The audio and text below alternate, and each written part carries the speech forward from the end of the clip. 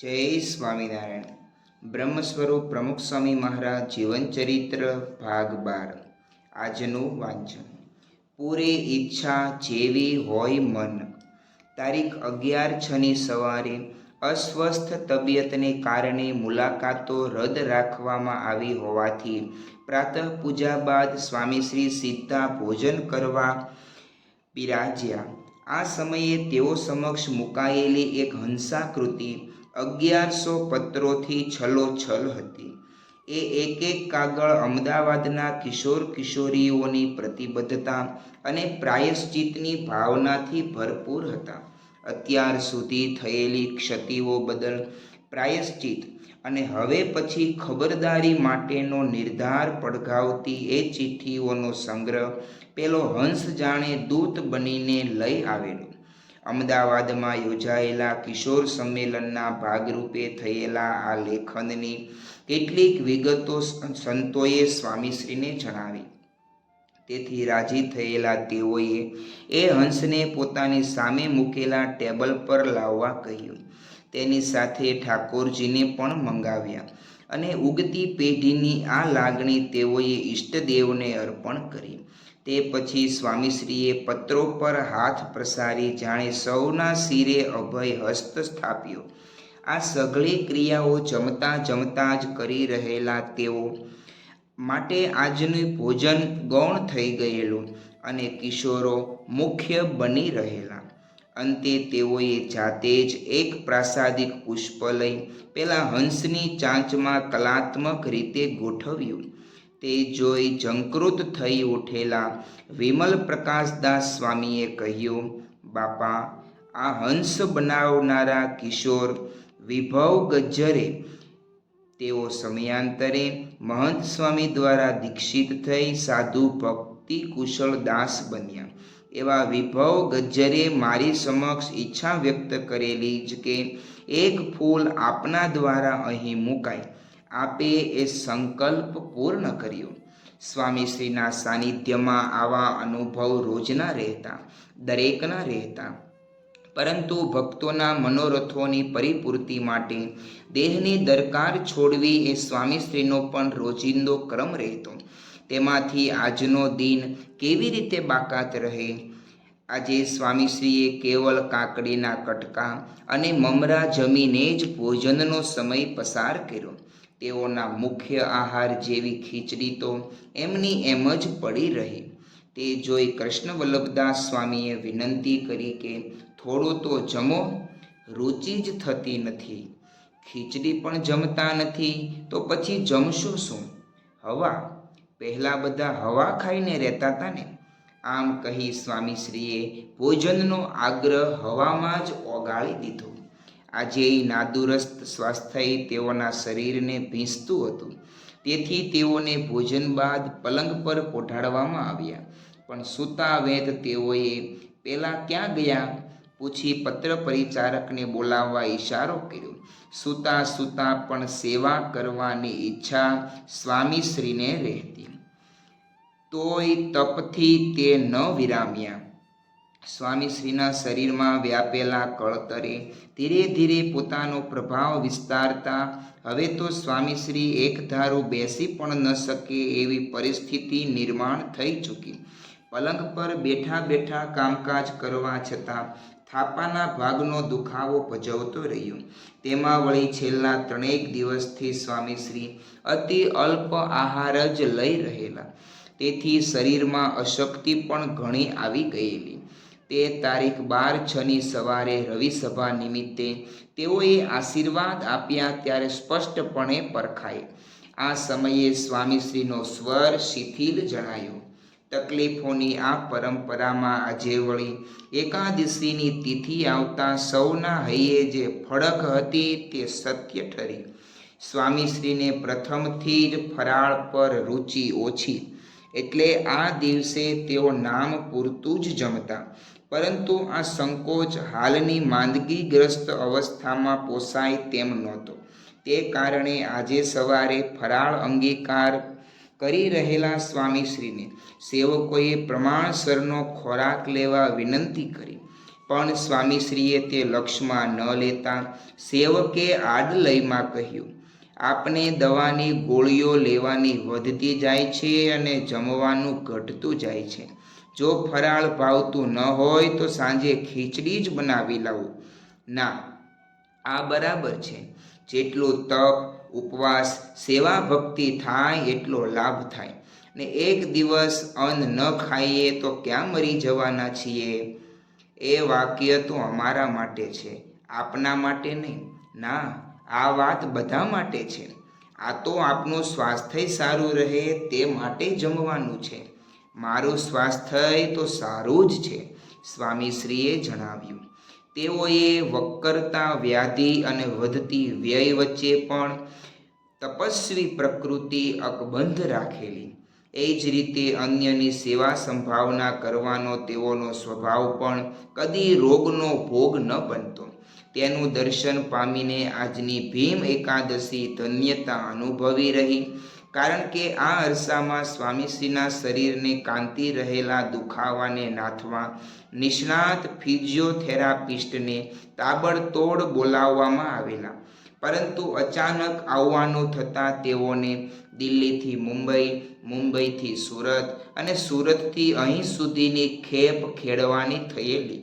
તેથી તારીખ 11/6ની રાત્રે 3 વાગે અત્રે પહોંચેલા ડાક્ટર શ્રી બાલમુકુંદ ઝા દ્વારા તારીખ 12/6ની સવારે ભોજન બાદ સારવારના ચક્રો ગતિમાન થયા ત્યારે સ્વામીશ્રીએ સંતોને કહ્યું, એમને ઉજાગરો થયો છે તો પહેલાં આરામ કરવા દો, ઊંઘ પૂરી કરી લેવા દો. આપણે તો સાંજે ટ્રીટમેન્ટ કરીશું. ના બાપા, હું તો ફ્રેશ છું. રાત્રે અહીં આવીને સૂઈ ગયેલો અને સવારે 7 વાગ્યે ઉઠ્યો છું. ઊંઘ લઈ લીધી છે. ડૉક્ટરે આમ ખુલાસો કર્યો છતાં સ્વામીશ્રીનું મન હજી ઉપચાર કરાવવા તૈયાર ન થયું. તેઓએ તબીબના વિશ્રામની જ ખેવના કરી રહ્યા. જે સમયે સ્વયંને તાત્કાલિક ધોરણે સારવારની આવશ્યકતા હોય ત્યારે પણ પોતાની દરકાર જતી કરી બીજાની સગવડ સાચવવા તત્પર રહેવું. પરમાર્થની આ કક્ષાએ પહોંચેલા સ્વામીશ્રી તેઓ ડૉક્ટરની સાનુકૂળતા અંગે ચિંતા કરતા રહેનારા એક વિરલ દર્દી હતા. આપણે તો કોઈનો નિષેધ કરવો જ નહીં. સ્વામીશ્રીએ ઘટાડી દીધેલા આહારની અસર રૂપે તારીખ 12/6ની સાંજે તો તેઓનું વજન 60.8 કિલોગ્રામના આંક સુધી ઉતરી આવ્યું. તે અંગે ચિંતા વ્યક્ત કરતા મુંબઈથી આવેલા એક ડૉક્ટરે સ્વામીશ્રીને કહ્યું, આપે જમવું તો પડશે જ. દવા માનીને પણ ભોજન અંગીકાર કરો. જમવાનું મન થાય છે? સહેજેય નહીં. કેમ એમ? બસ રુચિ જ થતી નથી, સ્વામીશ્રીએ જણાવ્યું. તેઓને આહાર અળખામણો થઈ ગયેલો છતાં આજની રાત્રે સ્વામીશ્રીને આગ્રહપૂર્વક ફરાળ ગ્રહણ કરવા બેસાડવામાં આવ્યા. તે વખતે વાગે તો તીર નહીં તો ટપ્પો સંવાદનો વિડીયો શરૂ થયો. એક યુવકની કલમે લખાયેલા આ પ્રહસનમાં સ્વામીશ્રીના જીવન, કાર્ય વગેરેના આધારે અન્ય પર સ્વામીશ્રીની સરસાઈ સ્થાપવાનો પ્રયાસ થયેલો. પરંતુ તે જોઈ સ્વામીશ્રીએ અભિપ્રાય આપ્યો કે આવો સંવાદ કરાય જ નહીં. બધા પોતપોતાની રીતે સારા છે. એ એમની રીતે જે કરે એ બરાબર છે. આપણે આપણી રીતે કરીએ છીએ. આપણે તો કોઈનો નિષેધ કરવો જ નહીં. ન કરે બીજાની નિંદા સુજાણ ની રીત ધરાવતા હતા સ્વામીશ્રી. આપણે તો સૌની ભેગા ભેગા. તારીખ 12/6ની સવારે સ્વામીશ્રીના ચરણ પખાળવા આવી પહોંચેલી ઇન્દ્રની સવારીનો વેગ એવો પ્રચંડ રહ્યો કે સભા મંડપ પલળી ગયો અને એ પલળેલા મંડપમાંથી એ ધૂધવા પડવા લાગ્યા. તેથી મંડપ તળે રહેલી ભૂમિ અને તે પર પાથરેલા પાથરણાઓ પણ તરબોળ થઈ રહ્યા. વળી આ સમયે ભેજયુક્ત ઠંડા પવને પણ માજા મૂકી હતી. છતાં સુરત અને આસપાસના ગામોમાંથી આજની પૂનમ નિમિત્તે સેંકડો ભક્તો પદયાત્રા કરીને આવેલા. તે સૌની આંખો સ્વામીશ્રીના દર્શન માટે આતુર હતી. પરંતુ નાદુરસ્ત સ્વામીશ્રીને આવા વાતાવરણમાં બહાર લઈ જવા કે કેમ તે દ્વિધા આયોજકોને સતાવી રહેલી. અલબત્ત તેને દૂર કરતા સ્વામીશ્રી જ બોલી ઉઠ્યા, બધા આટલી ભક્તિ કરીને આવ્યા છે તો આપણે પણ ત્યાં જઈએ અને પૂજા કરીએ. તેઓ પોતાના સ્વાસ્થ્યને જોખમમાં મૂકી વરસાદી માહોલમાં બહાર આવવા તૈયાર થયા, પણ ભક્તોની ચિંતા ન ચૂક્યા.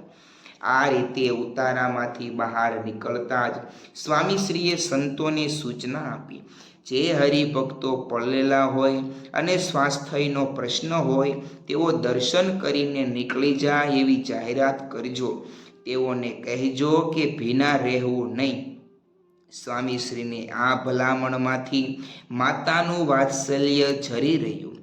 તે સાથે તેઓ થોડા ડગલા આગળ વધ્યા ત્યારે હજી એ નેવા નીતરતા હતા. મંડપના કાપડ પર ભરાયેલા પાણી પણ ચૂવતા હતા. તેથી વાસુદેવદાસ સ્વામીએ સ્વામીશ્રીના શિરે છત્રી ધરી, પણ તે જોઈ સ્વામીશ્રીએ કહ્યું, છત્રી દૂર લઈ લો. તેઓના આ આદેશમાં કડકાઈ હતી, છતાં પેલા છત્રધારીએ દલીલ કરી કે આ નેવા ટપકે છે, માટે આ બધા હરિભક્તો પલ્લે છે ને, એ નથી જોતા? સ્વામીશ્રી બોલ્યા, બીજા દુઃખમાં હોય ત્યારે પોતે સુખ ભોગવવું એ તેઓને મન અસભ્યતા હતી. તેથી જ છત્રી હટાવી દેવાના તેઓના આ ચરિત્રની સ્મૃતિ આજની બપોરે સંતોએ કરી. ત્યારે પણ સ્વામીશ્રીએ જણાવ્યું, બધા પલલીને આવ્યા હોય ને આપણે છત્રી લઈને જઈએ એ કેવું લાગે? આપણે તો મારા ભાઈ સૌ ભેગા ભેગા, સૌની ભેગા પલળીએ, એમાં વાંધો શું છે?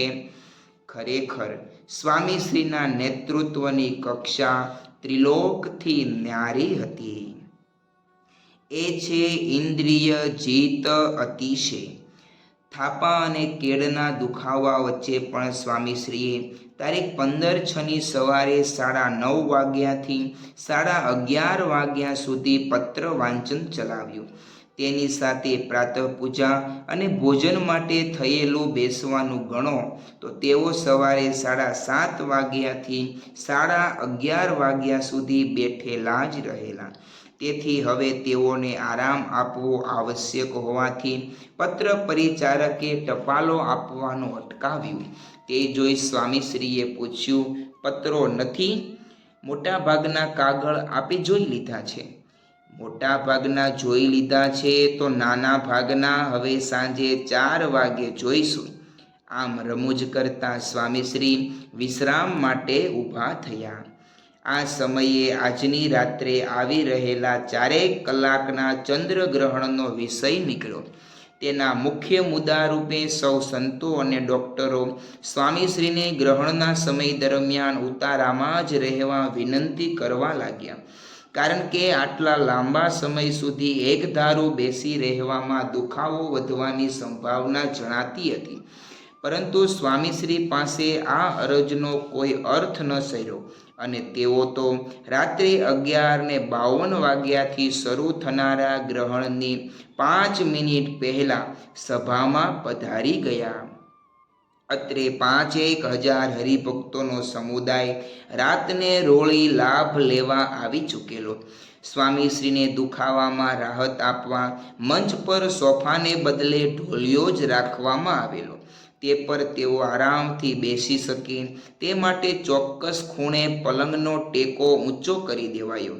રાત્રિનો ઠંડો પ્રહર હોવાથી ચરણ ઢંકાય એ રીતે કમર સુધી સ્વામીશ્રીની શાલ ઓઢાડવામાં આવી. તેની સાથે સેવકોએ ભલામણ પણ કરી કે 3.25 કલાકની સભા છે, માટે વચ્ચે જરૂર જણાય તો પગને લાંબા ટૂંકા કરજો. પરંતુ આશ્ચર્ય એ બન્યું કે આજના સમયની સભામાં બેઠેલા એકે એક હરિભક્તે પોતાના પગ પલાઠી 1થી વધુ વખત ઊંચા નીચા કરી હળવાશ અનુભવી, પણ 90 વર્ષીય સ્વામીશ્રીની 11:47 વાગ્યે જે મુદ્રા હતી એ જ પરોઢિયાના 3:37 વાગ્યા સુધી જળવાઈ રહી. મધરાતના આ 3.25 કલાકના સમયગાળામાં પલકવાર પણ ન તો તેઓની આંખો મીચાઈ કે ન તો તેઓએ બગાસું ખાધું, ન તો તેઓએ આળસ મરડી કે ન તો તેઓએ પગ લંબાવ્યા ટૂંકાવ્યા. આ સભા દરમિયાન એક સમયે તો વરસાદ પણ ત્રાટક્યો. તેથી સ્વામીશ્રી બિરાજેલા તે ઓસરીમાંય નેવાના પાણી ટપકવા માંડ્યા. છતાં તેઓ સભામાં થઈ રહેલી વિવિધ રજૂઆતોમાં સંપૂર્ણ સતર્ક રહીને ભળ્યા. સ્વામીશ્રીની આ અવસ્થાનું દર્શન કરી આજે તેઓના જીવનમાં આવેલી 1108મી પૂનમ પણ ગાઈ ઉઠી. એ છે ઇન્દ્રિય જીત અતિશય. શ્રી સ્વામિનારાયણ ભગવાનની જય. આગળનું વાંચન આવતીકાલે કરીશું. ત્યાં સુધી સર્વે હરિભક્તોને જય સ્વામિનારાયણ.